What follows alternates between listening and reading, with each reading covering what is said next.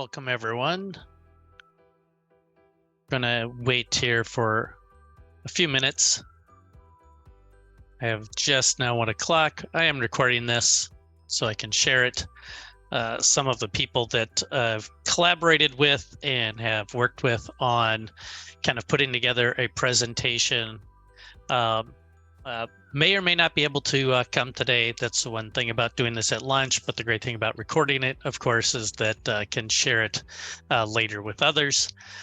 Some of you that are on here may or may not have attended some of the safety and security, the safety summit, like at the AZ midyear, for example. There's a lot of information to track. And so putting this together was meant to kind of be a way to share just an example of some of the safety and security things that you're trying to track, and then maybe some best practices, some of the ways that some facilities are doing it. I've had a couple facilities nice enough to share some of their examples from their facilities, and so I will share those. I know that they are also willing to share their resources with others. So at the very end, I do have some links, and also if you see any names in there, I don't have everybody's email address included at the end. I was kind of working on my slides up until the last minute and realized when I got when I thought was done, it was not quite completely done. So that being said, let me introduce myself. My name is David Clevin, and I have been in the field for quite a few years, almost 40 years now. But, obviously the safety and security is something that's grown as a focus and grown as something that facilities are tracking.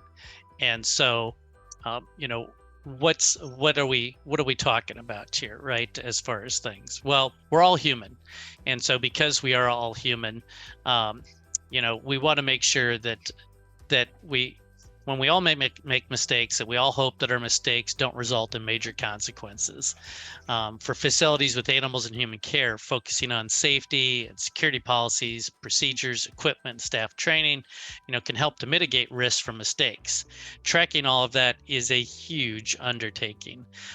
Even just trying to put together a somewhat compact presentation to share, just to kind of like touch on some of the highlights, it doesn't fully do it justice as to everything that's being tracked. Thus, I think participating and going to conferences where they do have safety and security meetings that you can attend, especially if that's part of your responsibility, is putting that together, as well as obviously attending things like these. So a bit about me. So I started out as a docent back in 1986 at the Como Zoo in St. Paul, Minnesota, and really loved that part of the interaction, which led me into the field professionally. On my way, I went to Moorpark College, the Exotic Animal Training and Management program, and a part of that program did several internships, including at the Los Angeles Zoo and the Santa Barbara Zoo. And safety and security, I can say from the very beginning of Moorpark was taken very seriously.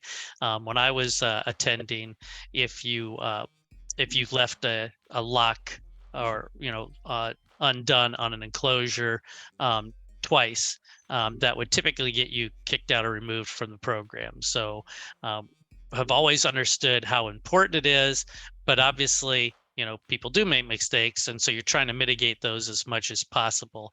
And training and just paperwork and procedures and all those things can definitely help.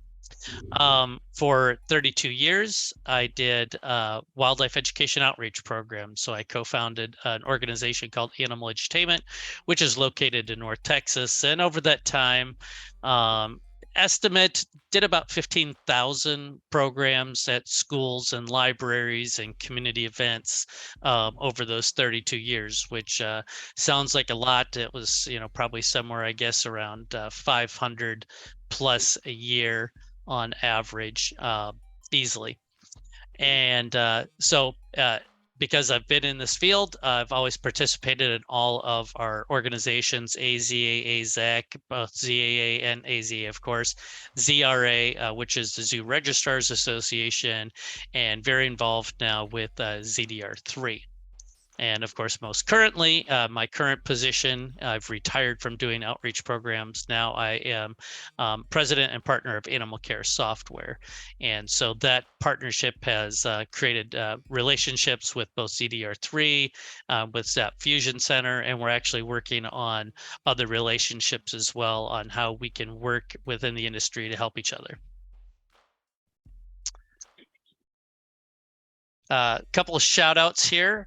Like I said, I could not do this presentation all on my own. I don't think one single person could be an expert on everything when it comes to safety and security. And so some shout outs to Julia Wagner. She's the director of ZDR3.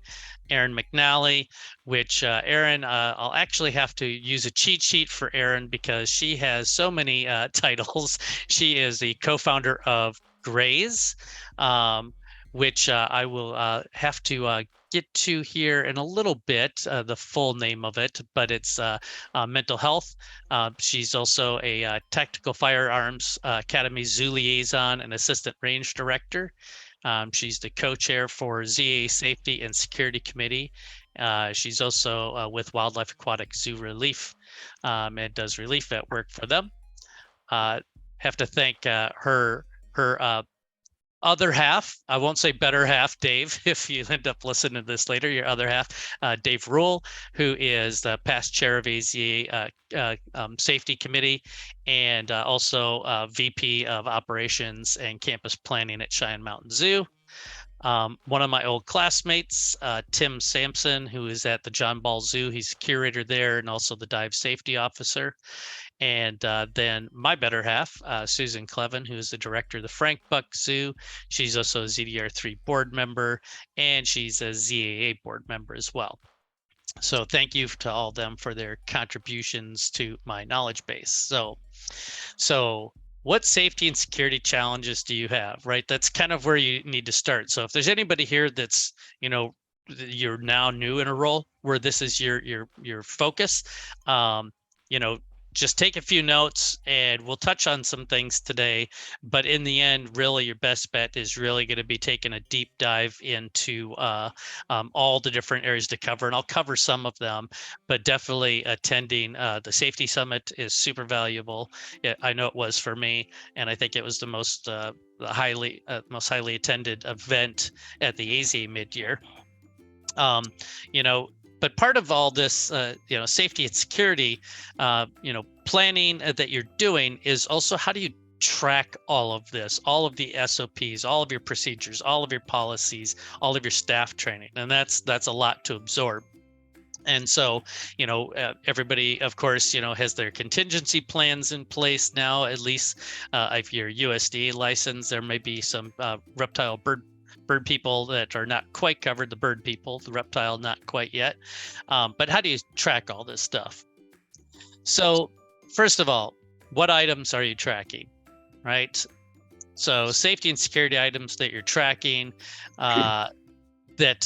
that you're going to have policies and procedures for, right?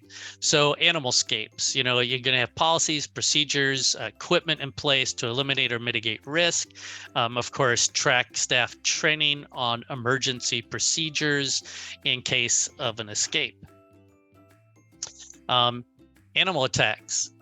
So to track, to training of staff to recognize aggressive behavior in animals, also track emergency procedures and policies that you have, as well as document staff training for like response teams, first aid procedures like stop the bleed. So those are just some of the things that might go along with that. Contamination and disease. Of course, zoonotic diseases, right? We've got a lot of biosecurity that we have to have in place these days. So policies and procedures for the proper handling, disposal of not just animal waste, but of other things, chemical waste as well. contaminated materials, biosecurity measures, track staff training on preventing the spread of disease amongst animals, between animals and visitors. There's visitor safety that you're going to, have policies in place for. So tracking, risk assessments for adequate signage, fencing, barriers that you're going to try and keep in place.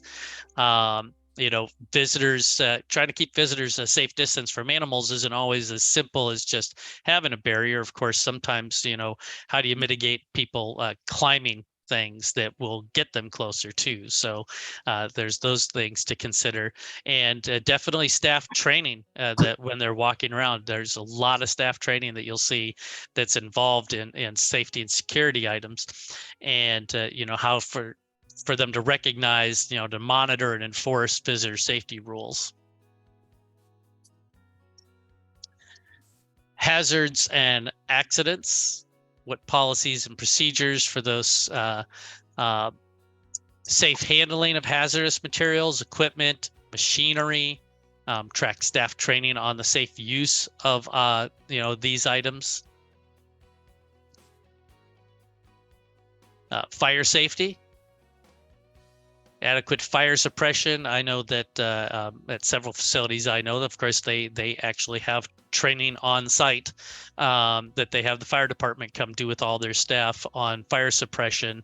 And there's of course going to be some systems that are in place that are, go to operations, but certainly staff being able to handle items.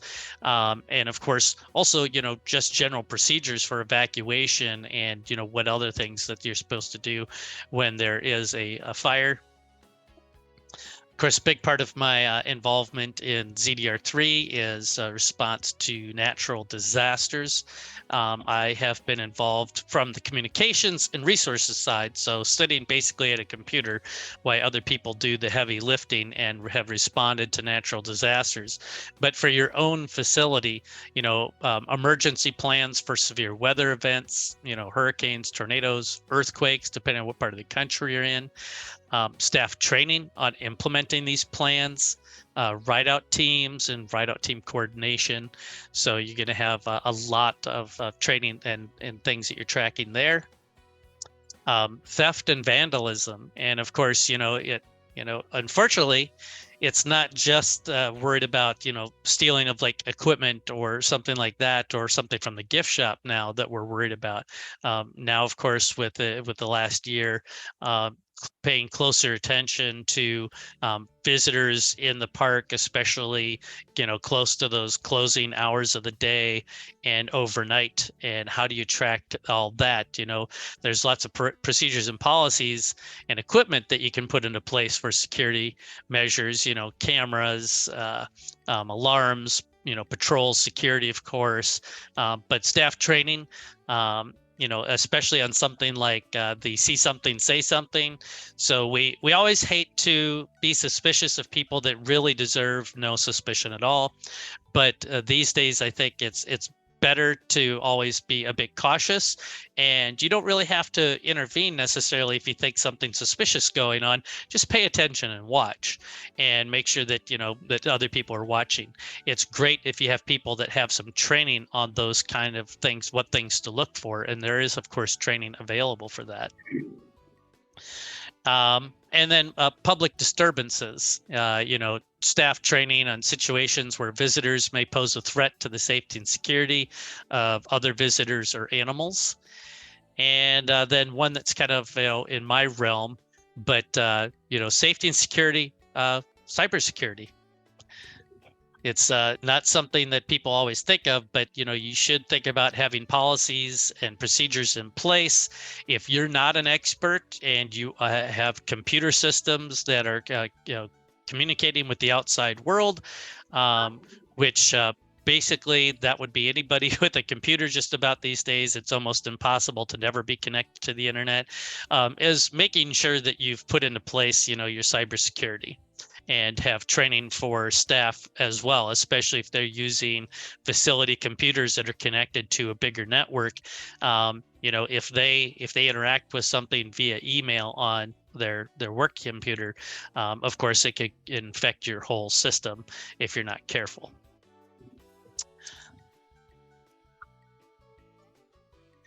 So a few best practices. Centralized document management is maybe a best practice, although it's very difficult when it comes to this because you have so many moving parts and so many different types of documentation and training and procedures that you're trying to follow. And there's a lot of different ways that people are doing that, which we'll kind of go over. But having one place where all of that is stored is very helpful. Version control, right? So when you're looking at SOPs, or if your staff is referring to SOPs, where are they going to look at that information? And when they go look at it, who's making sure that it's the most up-to-date version of whatever that is. And of course, that's an issue with everything, isn't it? It's like an animal's diet. Are we using the current diet? Are we using their diet from, the winter when now we're in the spring? Same thing with your policies and procedures and the type of training that you do, being aware of having things up to date and using the most current all of the procedures and policies and SOPs at all times. Regular review, right? So the regular review, policies and procedures and training materials really should be reviewed on a regular basis to ensure that they are up to date and relevant. I know that this is something that's been covered a lot for people doing contingency planning, that this is a living document. It's not one and done. You fill it out and then you never have to look at it anymore. That there should be a regular review system in place to make sure that that gets done. Set up a schedule. Employee training records. When you do training with your staff, where do you have a record of that? And for many of you, that's also goes to like any accreditations you have. There are certain training records that in certain states, they have maybe higher requirements. You have certain species, as well as just USDA for training records. When they come in, one thing that they might look at, for example, not just OSHA, but USDA, if you had an accident, is what kind of training records have you been keeping? Can you go back and show where you had done training with your staff on what they're supposed to do in a given scenario? Oh, sorry about my windows popping up here. This happens when you got more than one screen running at one time, so I'm making sure I don't miss anybody that hops back on here. So the employee acknowledgement, require staff members to sign something or some type of receipt or understanding that they have read it. So that kind of that accountability, right? So it's not just acknowledgement, but also kind of accountability. And that's for all of us to make sure that if we say that we've read something, that we have, because you don't want someone to be responding in a given situation, to some type of emergency if they haven't, had the proper training. And part of that, proof of that training is going to be some way of documenting that, yes, I am the person that had that training, and yes, I read it and completed it. Communication and updates, right? Communicate the policy changes and updates. Make sure that when you do have policy updates, that you communicate that to all of the staff in a timely manner. And kind of documenting that communication was done is not always easy, but definitely want to make sure that you ensure that you do that so that all staff members are aware of the changes and understand how it'll impact their work. Of course, performance evaluation. This is especially important, not just for their everyday job, but if you have a ride-out team, if you have like a tactical firearms team that responds in an emergency, you want to make sure that they have the a proper evaluation done. That should be someone that is very knowledgeable in what they're doing, so they can assess. Because if you don't assess the performance, then you don't really know if people are meeting your ultimate goals and standards that you're going to have. And then, by implementing, all of these policies and a centralized document management system, does also hopefully allow you to safeguard against damage or loss to all of this work that you're going to be doing on these policies and practices. But really, in the end, this is to help promote a culture of safety and security and improve the overall effectiveness of the organization. So, methods of tracking. This was definitely old school. It's all up here. Definitely don't advise that. Although for some people, that's where it is. And that's where it's important, if you are the person with particular knowledge on doing something, to start to get it written down and put it into like a written document, an SOP. Paper. Of course, most I think everybody on here has moved to some type of digital documents, Word, Excel, Google Docs. One thing to pay attention to things like that is when you do give access to staff to be able to read or to, for training purposes, whatever, is the security of that information so that it doesn't get altered or changed. Of course, there are other software solutions. And, animal care software, this is something that we have made a focus, and it's become a focus in the past couple of years as I've been more involved in attending the safety summits. So some examples of some printed documents, right? So an accident report, for instance. There are some facilities that just have a paper version of an accident report, and when there's an accident, someone, you go and physically get the accident report and you fill it out and you turn it back in. I will say that if you do depend heavily on paper documents or printed documents for tracking safety and security, that when you get those documents, you're probably going to put them in a file someplace, but I would also highly recommend scanning the document as well and having some way of organizing your folders and systems so that you can find that if you have to refer back to that. Word documents are used quite a bit for doing like inspections or assessments and things like that, whether it be for risk assessment or evaluation. So Word documents, and that's kind of just taking out the middleman, right? The one thing though is if you have a template that someone's going to fill out, make sure that they don't have access to change the template. Otherwise, you're going to have to go back and recreate it each time. And of course, there's ways that you can do that both in Word and Google Docs. Spreadsheets, of course, it's kind of like a different version of like filling out a Word document, because it's still somewhat in a table form, as you can see. Some data, if you know what you're doing, of course, in spreadsheets can then be made into data that's viewable in some cases if you entering in values, for instance.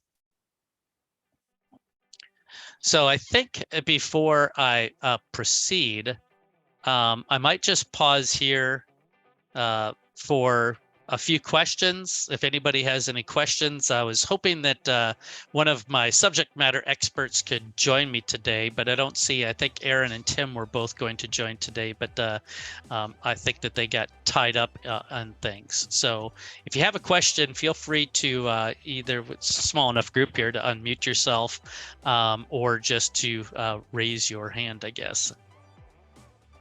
And if not, I'll kind of move forward.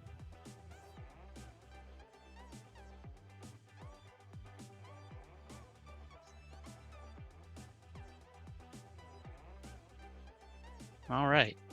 I don't hear anybody. So for those of you that are joining, I'm not sure how many of you are joining that might be currently using our software, and how many are using Trax or Zims or Orca. I would say that whatever it is that you're using, take a look at how you can expand and better track stuff. I think there's always room for improvement, no matter what you're using, even if it's just one of these previous mentioned things, paper, spreadsheets, and documents. So we are a big believer in the centralized approach, right? And so we are constantly now working on tools that will help to do that. So for example, if I've got some safety stuff that I'm going to track, like security and safety incident reports, we've built a kind of like a template builder here where you can create like basically a form that you're going to be able to create like all the items that you want to collect information for. And some of it might just be recording time. It might be an incident number, and it might include data. So if I go back here, this is just creating a form, and this just becomes a form that can be easily filled out by someone that has to report a security and safety incident report. In our software, we have developed some communication tools into this, so that if someone comes to this particular page, this is a page that's set up in the software just for tracking safety and security. So if this page were updated, my safety and security like officer at my facility could get like a notification that I've added or created a record here. And there's other ways that we have a tagging and hashtag system. So after I fill out one of these reports, I can also tag an individual, and when I tag someone, it'll send out a notification. Or I can use a hashtag, something like hashtag incident report. And when I hit save, if I've typed that in this note field down here, it'll automatically send a notification to people I've assigned that I want to know that there's been an incident report completed. Talked about acknowledgement and accountability, and of course staff training a lot. So this slide here is one way we have built in the software where you can track staff training over time. This one, of course, is not safety and security. This example I pulled up, I think I have another one later. This one is just care and handling training for a particular species of bird. And so here's all the steps that have to be completed.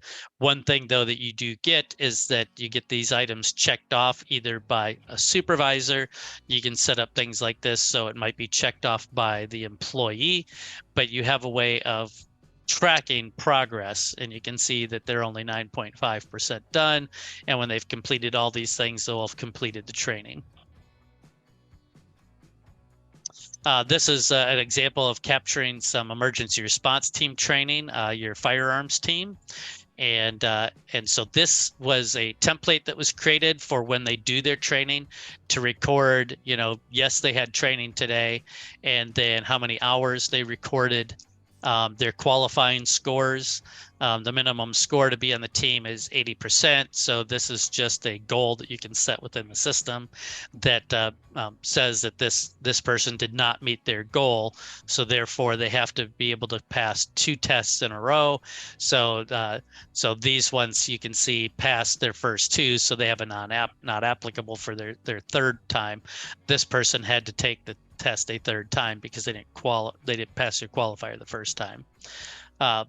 These items down here are just kind of like checklist items to be able to quickly check what items were done during the training. And then there's a note field that goes along with this. Our note fields, when you set up any template in the software, are really set up so that you can create a predetermined template too. It was actually on one of the previous slides where when I go and open it, I just fill it out, much like a Word document would be. This staff accountability, right? This is a very simple way that we have built into the software where you can set up that just anytime you have SOPs or things like that, that you're just confirming that someone has read daily reports and SOP changes, and each person, this particular checklist I'm showing is designed so that the individual can check this off themselves. So they don't have to go out, have some paper document, you'll have a digital record of it.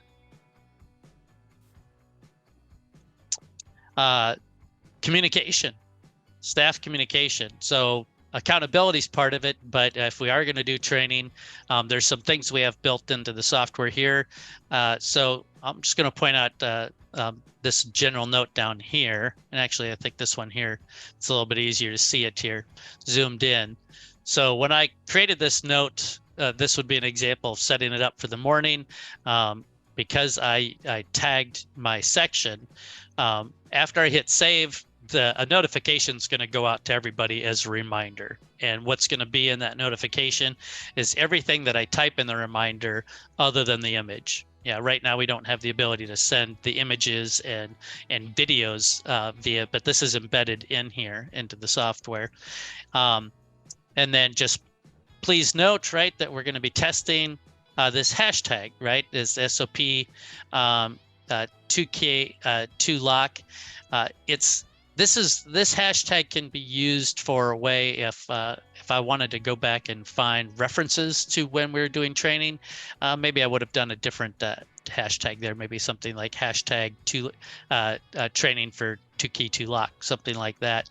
And then this is actually a hyperlink right here, which I don't know that you can really tell because this is just currently I'm just doing this off PowerPoint presentation. I don't have the our website, our demo site pulled up live, but I can definitely pull that up for anybody that's interested in asking questions when we're done here. But that is a hyperlink right there. That's a hyperlink right there. So if I click on it, it'll take me to the page that has the resources. And so this resources section was developed via a grant from ZAP.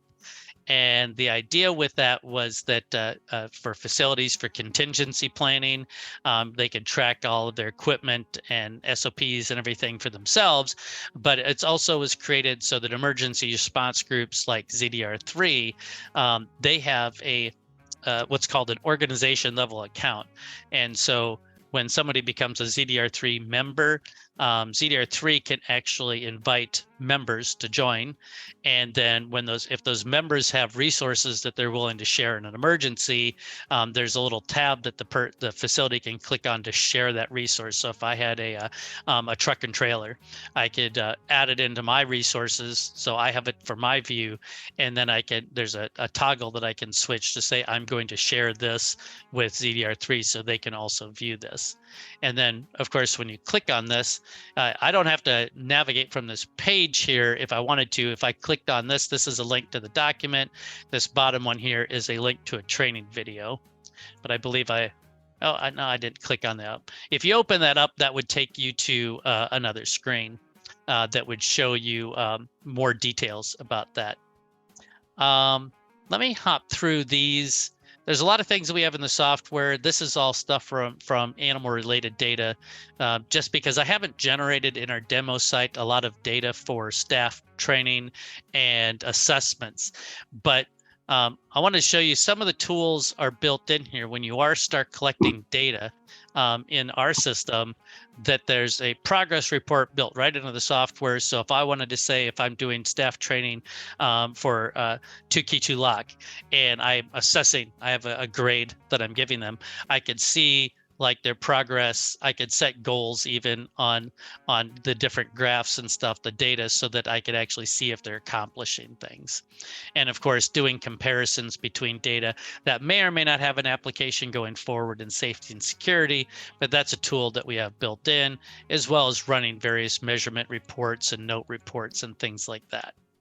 So before I exit out of my PowerPoint presentation, if you want to screenshot, you can. Any of these organizations, they are all organizations that are focused towards safety and security, and also organizations that I have learned a lot from over the years.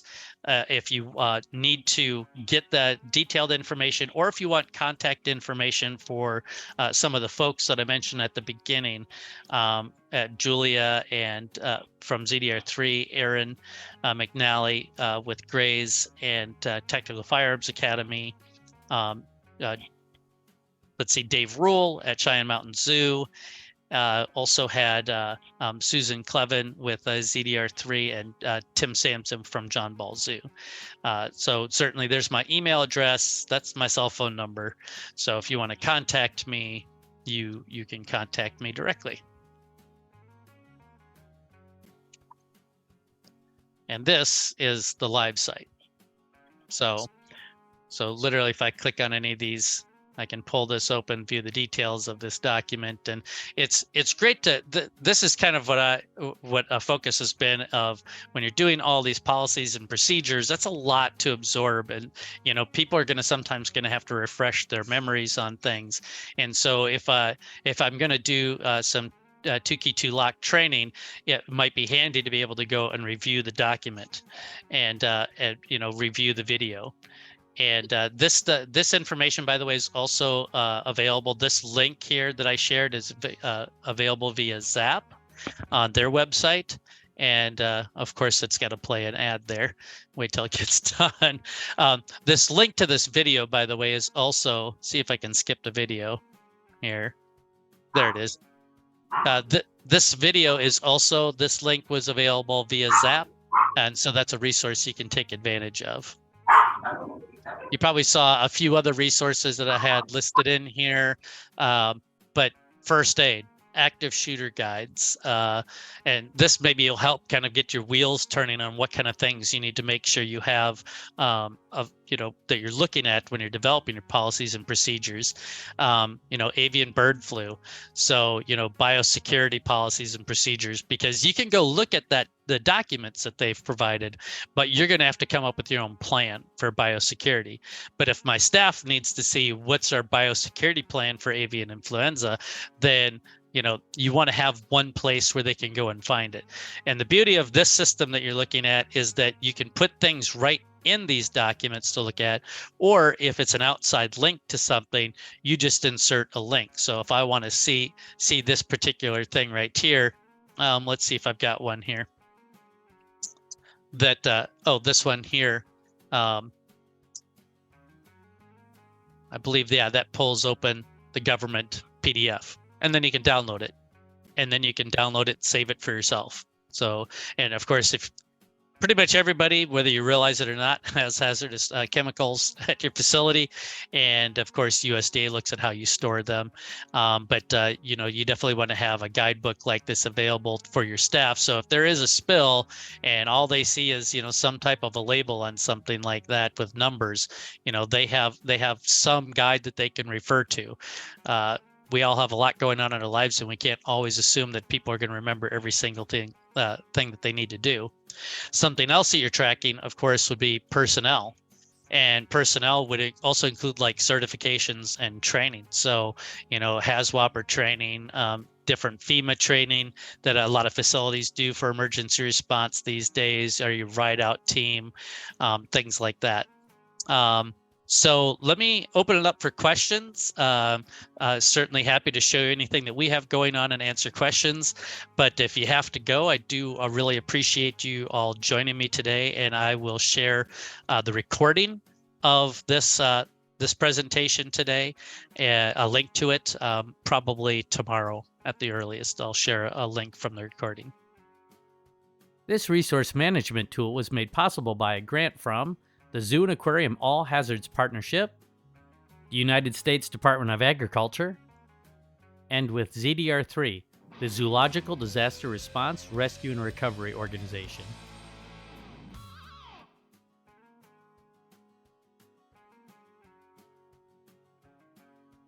For assistance, contact me, Dave, at dave@animalcaresoftware.com. And click here to subscribe to more animal care software how-to videos.